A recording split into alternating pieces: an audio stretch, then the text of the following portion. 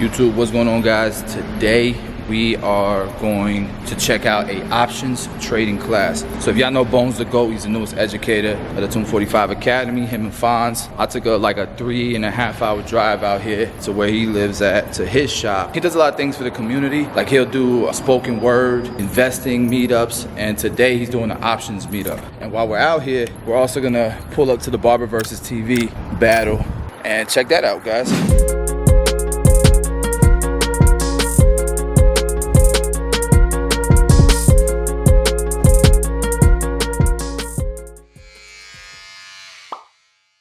Really nice building.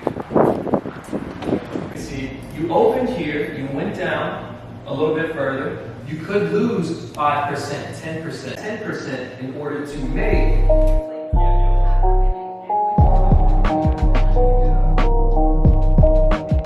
I'm teaching Fonz why rims are like a big waste of money. You ready for this? Yeah. What are these? These are 16s, right? 22s. 22s? Is that the Onyx? This is not Onyx, and this is not meant for wheels. But let me see how bad this is again. it's very bad. That took a lot of layers right there. You're gonna have to put a lot of layers. And the thing is, What is that? it's supposed to be touch-up paint for your car. This is why cars are a terrible investment. Now, the reason why I'm doing this is because after a while, I think they can be fixed. That's good for now. Once it dries up, that's good for now. I can't even notice it on the screen. You're not gonna notice it. And that is the 101 with automobiles with Chris Bossio. That's the when you too frugal to send them to get fixed over a little chip. We do it once a year. Once a year you get your wheels fixed. All right, we just touched down. We just got here. Parked the whip.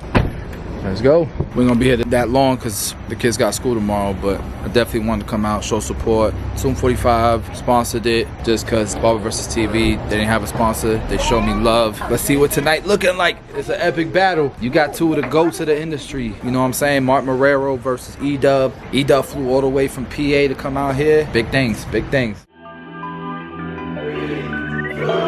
Damn it, Tito. Another one?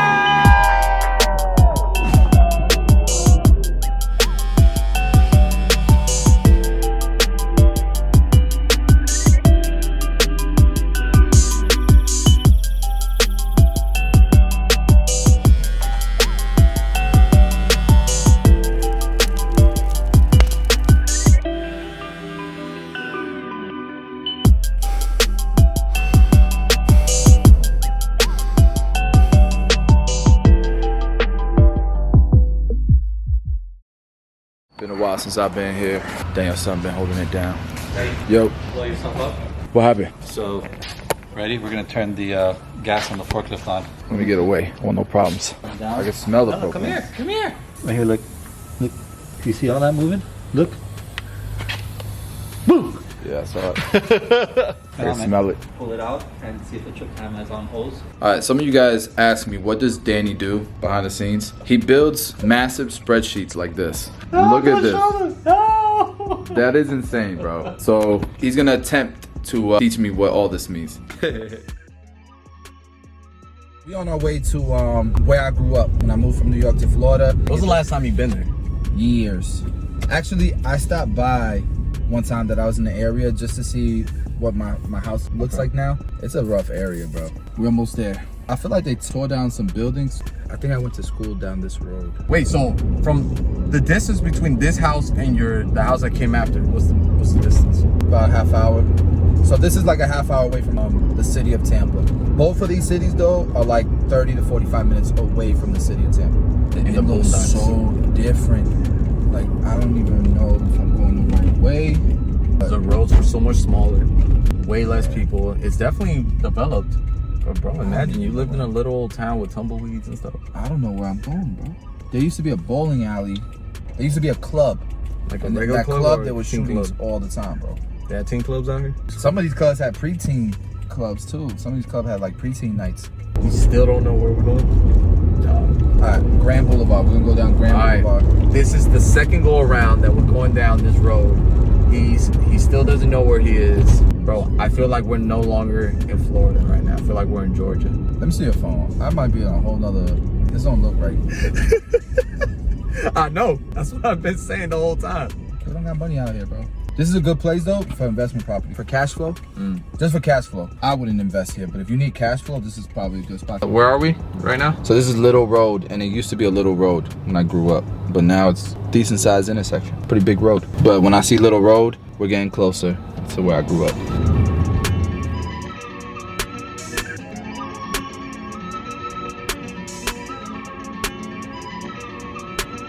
I was not allowed to go past this block, but I was allowed to go to this block because I had a close friend that lived on this block. I'll show you his house. I always felt like, yeah, money. He lived in this blue house right here. That's like the nicest house in the area.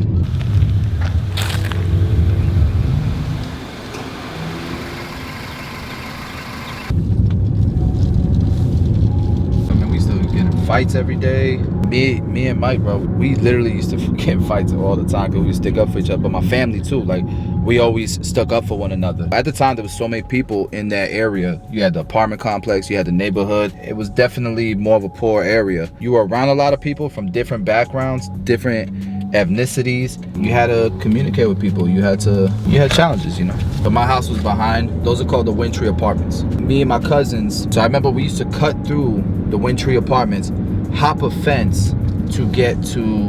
That's the club. Oh my God. Remember I told you there was a club? Yeah. That's the club. So that used to be a club. My house is over here.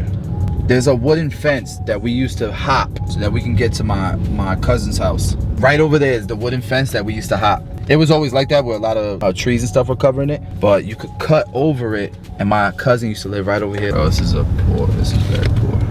I think in that apartment right there, my cousin used to live. And my house is on the other side. Everybody growing up had a skating rink that everyone would go to on the weekends, right? Let me show you the skating rink. It used to be packed, bro. And they used to have like teen nights too. And that would, you know, that would be like the preteen. I used to go out there with my cousins, my older cousins and stuff. Today, everybody congregates through roadblocks. Back then, it was the skating rink. It was a skating rink, yeah. Spin Nations. Yep, that was the skating rink. Spin Nations. That's crazy. And it looks like it's still operating, yeah. I probably spent 2 to 3 days a week in this neighborhood, and it was some of the best times of my life. It's a trailer park. I specifically remember, like, this is why I used to rap and stuff. Like, we used to use tape recorders or whatever to make music and stuff. Bro, I had a huge family. A lot of your family members were already here before you guys got here. No, they all came when we got No here. way. Yeah, bro. When we moved out here, a year later, bro, they all started coming to Florida because it was just a better place. You know, they're living in the Bronx, they're living in New York during tough times. This is it. Yes, it. Look. So, I had family that lived in this trailer. I had so much fun in this block. It's quiet now, but when I was growing up here, kids running around like crazy. Don't tell me that shit's not here no more. Damn, the trailer they lived in is gone. It's gone now, bro. That was the spot. Damn, bro. This is the type of place, bro, where you would get chased by a damn pit bull. It looks like a place, though, definitely. There's signs everywhere. Yeah, I got bit by dogs out here. The trailer's not here no more. I remember there was this girl that had a crush on me here. Look, beware of dog. I'm gonna take you to Barnydale now. Barnydale Apartments. I remember Barnydale. My brother lived in these apartments. Actually, the cousin that lived in that trailer, the one that's not there no more, yeah, he moved to this apartments, and my brother moved to these apartments. I'll show you the exact apartment my brother lived in. Like, you're full of like thoughts right now and memories. I could tell. Yeah, but I can't. It's flowing. I don't want to talk about like the negative things, but I can tell you that again, when you look at everything, it was beautiful times. So many good freaking memories, man. I miss it. I really do. I want to recreate that, you know? I feel like we are recreating that. You look at our kids, like we have a group of kids, man, between all of us, friends and stuff. I mean, they're family. They've known each other forever. You should see them on FaceTime, and there's like 5 little girls on FaceTime talking to each other, you know? That closeness at such a young age, even though now it's more like virtual, but they really mess with each other, you know what I mean? Yeah. Like, y'all might think that this place is kind of rough, but when my dad took me to where he grew up, it makes this place look like a kingdom. It makes this place look like wealth, you know what I mean? Like, this is nothing compared to like how people are growing up in some of these, you know, other countries. That bike place has been there since I was a kid. I used to dream of being able to go to this bike store and buy a bike, especially a tricycle, because at that time if you had a tricycle, you With could the put, speakers? you could put speakers in it and stuff. They still do that in Tampa, bro. Bro, they used to have like lowrider bikes there. They had lowrider. Bro, them lowrider bikes was so They cool are in dope, my bro, I ain't eyes. gonna lie. Here we go, Bonnydale Apartments. Yep. This place was really, really dope. I remember the church. A church used to come over here and they would park, I'm gonna show you in this courtyard, they would park a bus and they would pick up the kids to go to their community center. Bro, we would have a good time here, right here. So this was the courtyard. A bus would pick up all the kids here. So I used to sleep over at my brother's house or sleep over at my cousin's house. And in the morning, just so that we can go to this community center through the church that would pick up the kids, because you know this is a rough area. My brother lived there in that unit, and my cousins lived in that unit where the bike is. Right where that bike is, my cousin lived there and my brother lived on the other side. In this neighborhood, like I remember right here in that spot right there, we were playing with some kids that lived here. I had brought out my basketball cards and somebody stole my Jordan and my Scottie Pippen out of my binder. You know how you have the sleeves or whatever? Somebody stole my Scottie Pippen and my Michael Jordan from there. It was missing. And I didn't know until I went back to my cousin's house and started looking. Bro, I was so hurt, bro. I was so hurt. Somebody stole my Scottie Pippen, my Michael Jordan. Back then, basketball cards were a big deal. They still are now. When I was growing up here, that house didn't exist. It was just this house, woods, and my house. That's my house. That's the house I grew up in, bro. 6642 Landover Boulevard. Any commentary? Yeah, so this is the house I grew up in. My dad bought this house for like $40,000. Cleaned it up, fixed it up. When we lived here, there were no houses. That house wasn't there, that house wasn't there. It was just this, woods, like trees and stuff, and then that little house right next to it. And that was it, like really on this block. But this is the house.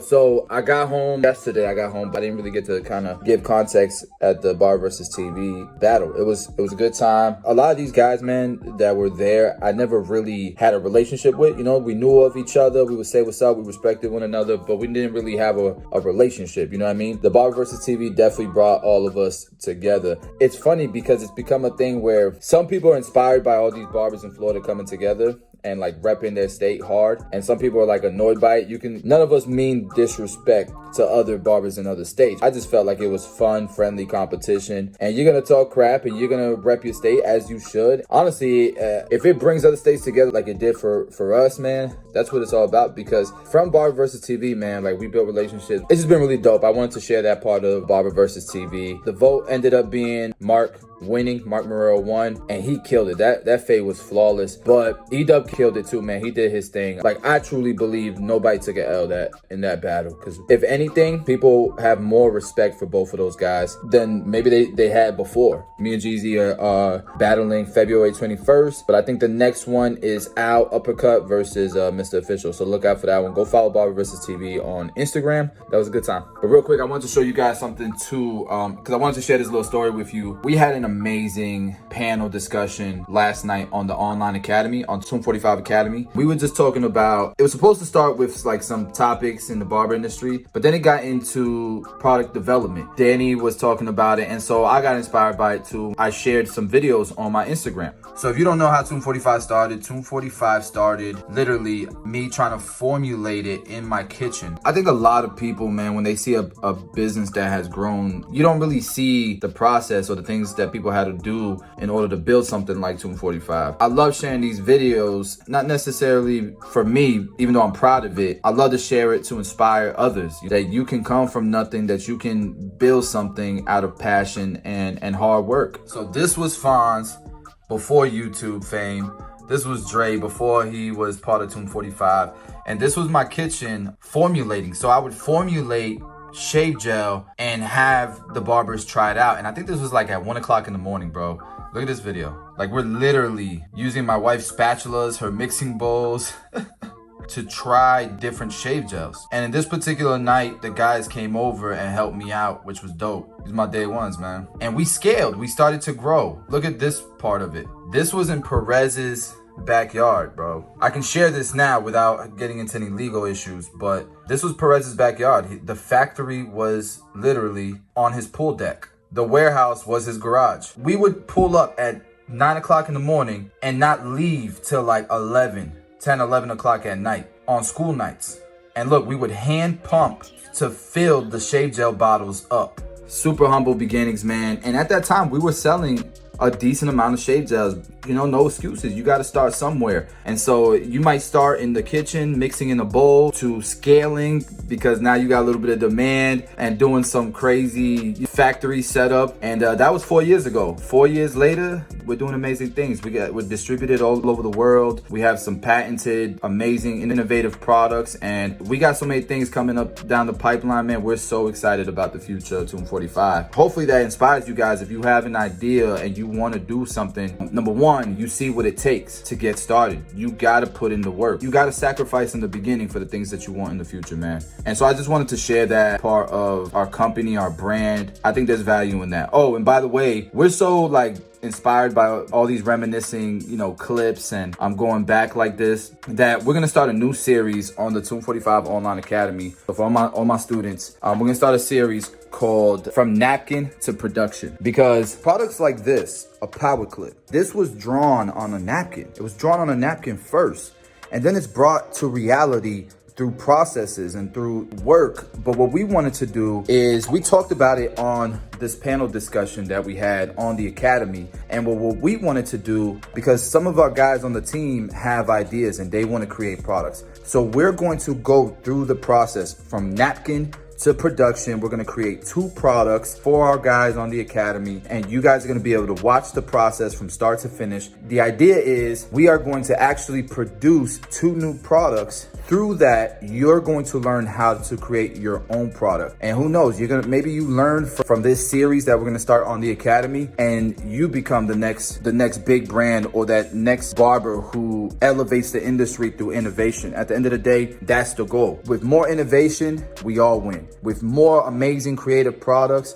we all win. Let's build a bigger pie. With that being said, guys, that's gonna be on the Academy. It's gonna start soon, along with a bunch of other pieces of content, haircut tutorials. Most of them are live, so you can ask questions during the tutorials, all kinds of subjects. Anything that we can do to help you in your career as a barber. So love you guys. We do daily content on this channel. I hope you enjoyed the vlog. I'll see you guys tomorrow.